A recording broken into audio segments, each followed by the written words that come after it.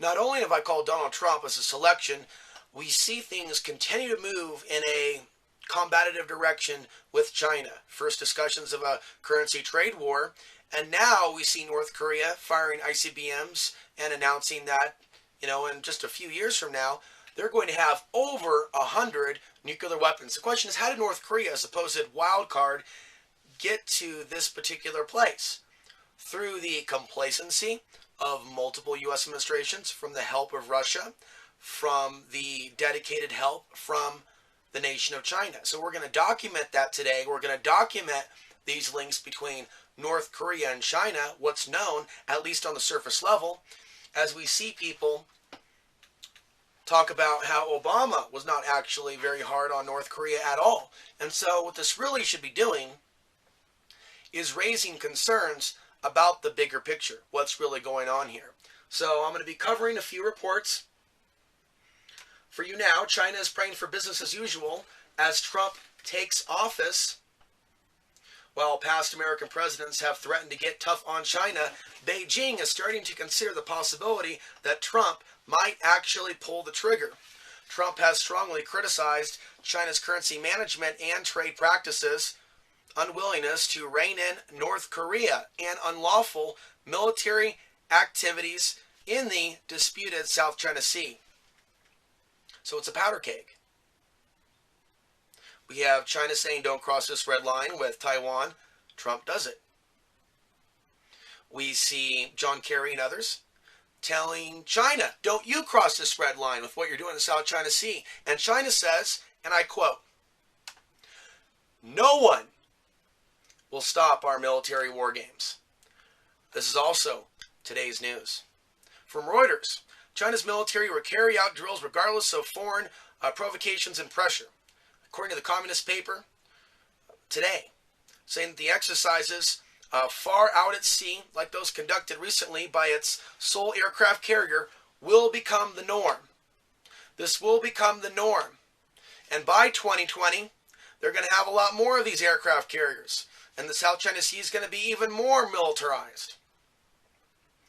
Taiwan, by the way, recently had a drill where they simulated a Chinese invasion. So this is where we're at. China caused unease among some countries in the region last month when their aircraft carrier, accompanied by several warships, cruised around Taiwan and into the Pacific for what China calls routine drills. The People's Daily says no amount of word bombs will stop China's military drills. China has invested billions in modernizing their military, especially their navy. The Chinese Navy has been exercising in waters far from home more often as it seeks to hone its operational abilities and its joint international anti-piracy patrols off the coast of Somalia. They're a lot more active also in Africa, as some of you may have noted in recent years. And funding and arming governments that have been involved in employing child soldiers. In 2015, 5 Chinese ships carried out exercises in international waters in the Bering Strait off the U.S. state of Alaska.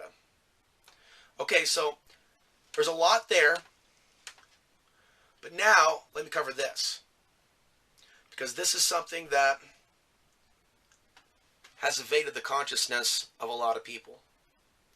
You see, they're talking about Trump got to get tough on North Korea. Trump got to get tough on China in order to get tough on North Korea. The thing is, China and North Korea are strongly allied. You have the Great Games. It's like our Olympics, where the slaves in North Korea, makes you wonder what would happen if one of them fell wrong. But you can watch this on YouTube. There is an ongoing close relationship between China and North Korea, with a lot of information that's already there on the internet, with China helping North Korea's nuclear program, perhaps other things. And so someone would have to take into account if they're saying Donald Trump should force China to do A, B, C, D, and E. The question is how? With what kind of power? With what kind of space weapon? Because China has been funding our debts. So if Trump wants a war in the Middle East, if Trump wants to expand operations in certain countries, how is he going to do that? How are we going to be independent? How is America going to continue to finance these wars? The answer, I believe, is that we're not meant to. America is being destroyed by design. None of this makes sense because it's not really meant to. And so North Korea, I've always felt, was not really a wild card, but something that was placed there to provide the convenient distraction and that can be used to perhaps instigate something from a small conflict to a larger conflict. So as North Korea emerges more and more, I'm going to bring you what a lot of people are not, and then we'll get into Rumsfeld. Now, this is an opinion piece that was published with the Washington Post, allowing North Korea to make consistent progress towards the fielding of a nuclear-armed intercontinental ballistic missile, ICBM, capable of reaching most American cities, can be considered Obama's most serious failure in national security and non-proliferation. Crucial as failure was Mr. Obama's refusal to confront China's role in North Korea's ICBM program, a job now left to the Trump administration.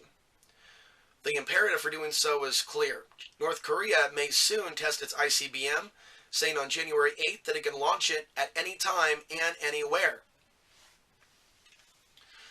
In order to design this launcher, Chinese engineers would have required extensive knowledge of liquid-fueled KN-8 missile, perhaps having even aided its development. China had an untested liquid-fueled road-mobile ICBM design to give the North Koreans its DF-23 project from the early 80s. China also sold North Korea a new precision-guided rocket artillery system, and very likely a new fourth-generation anti-aircraft missile called the KN-6, so aiding North Korea's ICBM would have been consistent. Since 2012, the world has watched with growing alarm as North Korea has documented its progress in development for its nuclear warhead-armed ICBM. There was an October 10, 2015 parade where North Korea revealed their K9-14, a redesigned and longer-range ICBM capable of reaching DC. Then in a series of 2016 disclosures, North Korea revealed a combat nuclear weapon compatible with the KN-8 and the KN-14. On September 9th, Pyongyang tested a 20 to 30 kiloton nuclear weapon, perhaps suitable for a warhead, and some estimate that it could have 100 nukes by 2020. But its China launchers, perhaps up to 8 of them, according to Japanese reports, will give North Korea's ICBMs the mobility that they need to conduct surprise attacks against the U.S. and then evade a U.S. counterattack. One is hard-pressed to find indications that Obama tried to stop this threat. He gives multiple examples. It's a great article. Just 23 days before the 2012 parade, Obama was in South Korea, where he could have called on China to do something about North Korea. And all he did was, a few days after the parade, they posted in the New York Times, quote, a statement from Obama: "We think this is poor Chinese performance in sanctions implementation and non-willful proliferation." So it's nonsense, the author is pointing out. So Obama's right there with the Chinese, and don't forget about Obama allowing the Chinese flag to be flown on the D.C. White House lawn in 2009. And I made some noise about that at the time, as well as other ways China's been encroaching within this country. Rick Perry and Huawei, Chinese corporation, Plano, Texas. Okay, so you have a cell phone company, aspects of the Senate, House and Security Committee. They were having discussions about Huawei surveilling the Pentagon or other attempts at hacking and or the American people. And by the way, don't forget about the, how many million adult-friendly Finder accounts were hacked recently. How many Chinese cell phones are like blowing up and being recalled. So, I mean, there's a lot of different things that are going on here that may seem to some of you as disconnected and not really part of something larger. And I think that there is something larger with regards to all of this. And China owning more land in the United States. And these national monuments that Obama has been announcing seems to feel like collateral in the national debt. So something big is definitely coming about as we head towards the 2020s. Let's go over a few other things. So this author repeatedly talks about these reports that have been building over the years that Obama did nothing about. In June 2012, Japan's Asahi Shimbun, I believe that's a newspaper there, cited an anonymous Japanese government source saying that in August 2011, the spy satellites in Japan, the US, and South Korea observed the Cambodian ship transporting 4 of the Chinese missile launchers from Shanghai to the North Korean port of Napo. But despite this early knowledge, the Asahi report stated, on the urging of the United States, the 3 governments also decided not to publicize the shipment of the vehicles to avoid embarrassing China. To avoid embarrassing China. Also, always got to mention Red Dawn, the remake. 2009 or 10, China was the initial enemy. I believe it was a Warner Brothers film. China applied some pressure through a phone call. Hey, if you go through with this plot and producing this movie in this way, you will not sell your movies in China. And perhaps other things were said as well. So they photoshopped in CG animation the North Korean threat when they were told to. And in the end, we were left with a pretty ridiculous remake of Red Dawn. So why is that? Why would they want to get in and contaminate something that really could have got people thinking about a real potential? So, the new Trump administration must face the prospect in 2017 of multiple North Korean ICBM tests. And then by 2018 or 2019, the prospect of an operational North Korean ICBM that can reach most American cities. Perhaps Washington should start where the Obama administration refused to go, by enlisting China's military assistance to North Korea and publicly demanding that China retrieve all the missile launchers that it transferred to North Korea in 2011. A very good report. Now, this is where things get even deeper. And I posted this today at my associate's website, Flashback. Rumsfeld hooked North Korea up with nukes. And this is a flashback report to February 24th, 2003. And I'm going to leave the links down below in the description. This has since been forgotten by the American people. In fact, probably most people didn't make or show much awareness of this or weren't aware of this when this came out. So I have retrieved this for your convenience. This is from Swiss Info. Rumsfeld, the U.S. Secretary of Defense, was on the board of technology giant ABB when it won a deal to supply North Korea with 2 nuclear power plants. Weapons experts say waste material from the 2 reactors could be used for so-called dirty bombs. The Swiss-based ABB on Friday told Swiss Info that Rumsfeld was involved with the company in early 2000 when it netted a $200 million contract deal with Pyongyang. The ABB contract was to deliver equipment and services for 2 nuclear power stations on the east coast of North Korea.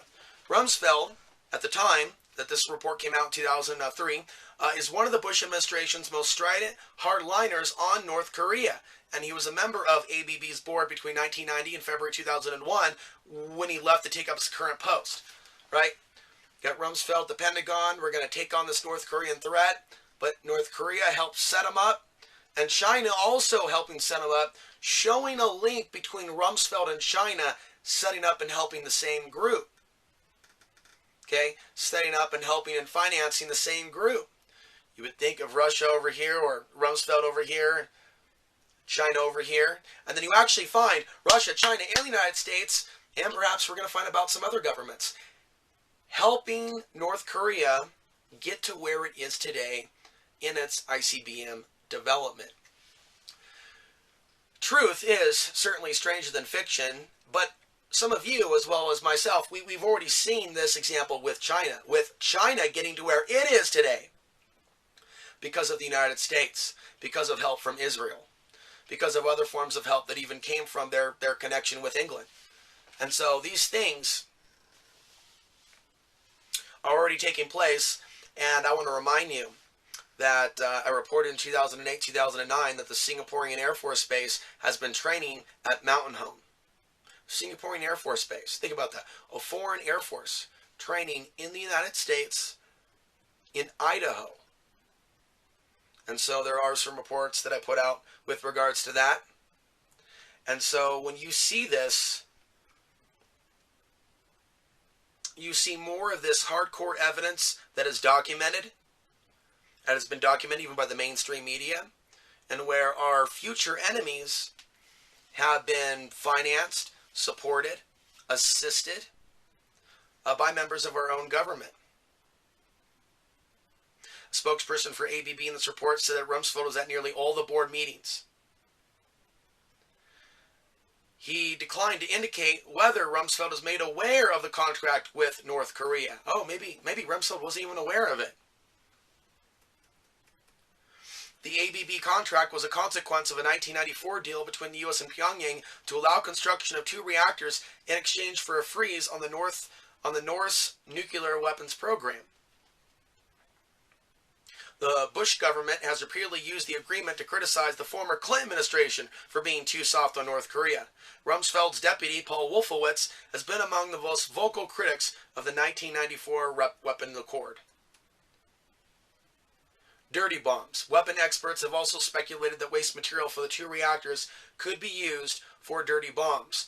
Rumsfeld's position at ABB could prove embarrassing for the Bush administration, since while he was a director, he was also active on issues of weapons proliferation, chairing the 1998 Congressional Ballistic Missile Threat Commission.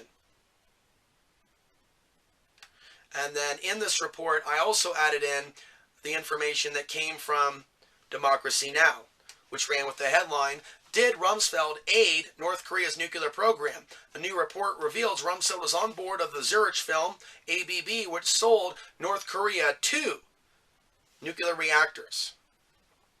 Of course, there's that one image from the 1980s that may be the best to highlight the ties between the Reagan and Bush White House to Saddam Hussein's regime in Iraq.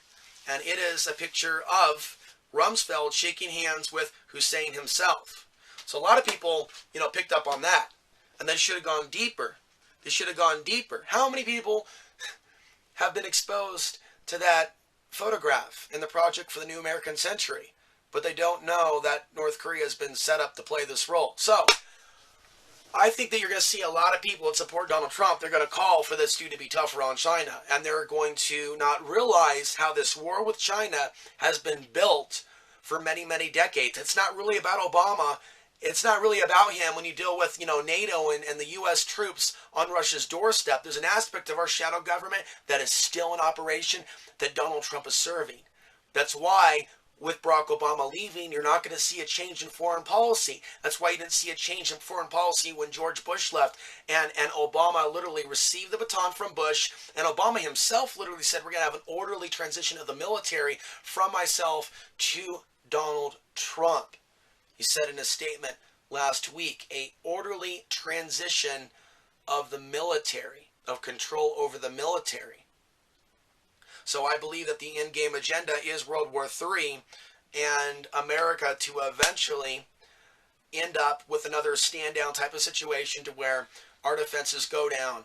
And so whether you look at our defenses going down by design at the moment of the attack, or whether you look at our defenses going down by actually helping the enemy develop their ICBMs to begin with, and other governments as well, like China, that will then help North Korea even more behind the scenes. So all of this is building. Keep it right here. Subscribe to this channel if you're new. Share this throughout the galaxy, because there's few people in alternative media that are giving you accurate, up-to-date geopolitical information without the left-right spin. I'm Alex Answer for January 22nd, 2017. Thanks for watching.